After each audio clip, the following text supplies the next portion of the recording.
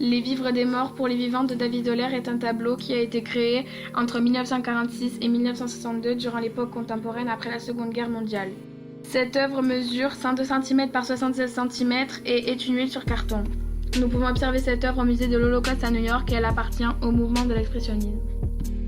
David Holler est né le 2 janvier à Varsovie en Pologne et mort le 2 août 1985. Il est issu d'une famille juive polonaise et a été naturalisé français en 1937. Il a été arrêté en 1943 dans un camp de concentration, envoyé à Auschwitz pendant 2 ans et employé au Sonderkommando.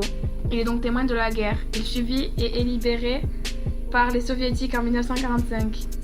Je vais à présent détailler l'œuvre. L'œuvre se compose principalement au premier plan de l'artiste qui est David Holler, déporté. Nous reconnaissons ceci grâce au numéro d'identité sur son bras, à son crâne rasé, à sa tenue, ainsi qu'à l'étiquette française cousue et à son visage maigre. Nous observons à côté un sac de nourriture ainsi qu'un nounours. Ces vivres devaient probablement appartenir à une famille juive morte.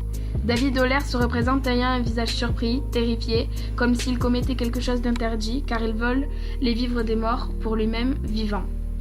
Au second plan, nous observons les fours crématoires, les gardes SS Sonderkommando, les déportés décédés sur lesquels une lueur venant du ciel les éclaire, supposant que c'est un soutien de la part de Dieu. À l'arrière-plan, nous observons les limites du camp, avec les miradors qui servent de surveillance, ainsi que les fils barbelés. À l'avant du tableau, les lumières sont plutôt sombres, excepté le sac de nourriture qui ressort vif. À l'arrière du tableau, le contraste est plutôt éclairé.